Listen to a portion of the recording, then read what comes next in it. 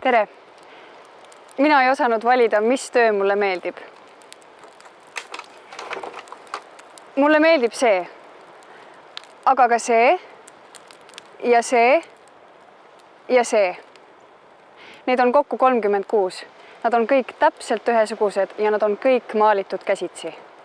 Ma ei tea, sageli arvatakse, et uuemad kunstnikud justkui ei oska enam käsitsi kunsti teha. Et nad on kätega sama osavad nagu sõnajalad laulmisega. Aga minu arvates ei ole asi üldse selles. Esiteks, nad oskavad küll. Vari langeb, valgus jookseb. Kõik on maalitud perfektselt. Kaasaegsed kunstnikud oskavad väga hästi ka oma kätega mingi ilusa jubina valmis teha, kui nad tahavad. Aga küsimus on, mis siis, kui nad lihtsalt ei taha? See on Eduard Ole. Eduard Ole oli Kaido Ole vanaonu. 20-ndatel väga uuenduslik kunstnik, kes põgenes sõja ajal Rootsi ja Kaido ei ole teda oma elus mitte kordagi näinud. Ja see pilt on ühtlasi ka Kaido Ole. Kaido Ole on Eduard Ole venna lapselaps ja ta tegi oma vanaonu tööst täpse koopia. See on nii täpne, nii truu, niivõrd ilma igasuguse omapoolse panuseta, et seda ei ole isegi mõtet näidata. Veidike veider, eks ole? Nagu vaataks Rasmus Kaljujärve, kellel originaalsemat mõtet oma elu jaoks ei ole olnud, kui teha täpselt sama, mis ta isa teeb. Mitte mingit oma ideed. Aga minu arvates on vastupidi. Esiteks on originaalsus nii 80-ndad.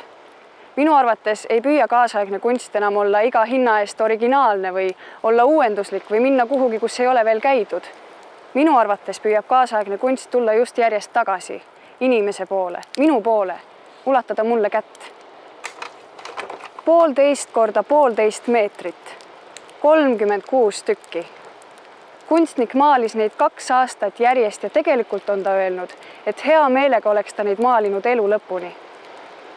Võib-olla mitte just kõige vaheldusrikkam elu, aga vähemalt oleks juba nüüd teada, mis pilt tema hauakivi peale tuleb. Ühest küljest on see nagu mingi meditatsioon. Ühe liigutuse kordamine ja kordamine ja kordamine ja kordamine ja kordamine ja selle kordamise kaudu mingite üleüldiste mustrite või seisundite tabamine. Aga teisest küljest on minu arvates nii, et mina oskaks ka nii teha. Näete, mingi täiesti kohutav, halvasti tehtud, mõttetu, abstraktne junn. Ja kunstnik tegi neid 16 000 käsitsi. Sellega on natuke sama lugu nagu nende kõlaritega. Tohutu töömaht, tohutult on midagi oma kätega tehtud, aga tegelikult tehtud on midagi suhteliselt lihtsat. Ja see võiks ju ka olla kunstnike iroonia, aga asi on selles, et need kõlarid ja need jubinad, nad mõjuvadki tegelikult lahedalt. Aga lahedalt mõjuvad nad sellepärast, et kunstnikul on idee. Ja see idee ei nõuagi tingimata seda, et sa oskaksid oma kätega mingit udupeent härmalõnga kedrata. Just sellepärast ta ongi kunstnik. Sest kui kunstnik veel ütleb, et teate, idee mul on, aga selle idee võib oma kätega teoks teha ka keegi teine, näiteks isegi mina, siis see on väga suur idee. Sest ma ei oska ju tegelikult oma kätega mitte midagi teha. Ja võib-olla see on natukene nagu Eesti värk ka, et arvatakse, et kui sa oma kätega tööd ei tee, siis sa ei olegi nagu inimene. Aga ma tõepoolest ei oska. Ma ei oska küüni ehitada või karbussi vahetada ja siis ma küsingi, et aga mis siis minu šansid on? Mitte ainult kunstis, vaid üleüldse ka. Mul on mingi hea idee, ma jumalast usun sellesse. See ei ole võib-olla uus ravim vähi vastu, aga see on selline keskmiselt kõva idee. Aga kui ma lähen Eestis sellega kellegi juurde, siis ta ütleb, et oot, stopp, idee ideeks. Aga sa tee mulle kõigepealt põletustehnikas või tops, siis ma alles usun sind. Aga siis tuleb kunstnik, teeb 36 kõlaripilti või 16 000 lihtsat jubinat ja ütleb, et aga kuule tead, isegi sedavõrd keeruline asi nagu kunst võib tegelikult olla sinu käeulatuses. Minu arvates see on kohutavalt ilus mõte.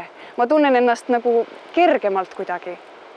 Sest kui kaasaegne kunstnik ütleb, et selline asi nagu kunst, mida meie oleme harjunud pidama käegeeniuste mängumaaks, on tegelikult selline asi, et mul peab olema hea idee, aga see, kuidas see idee lõpuks väljendub, selleks ei pea oskama midagi erilist või see on vähemalt õpitav, siis ma ei tea.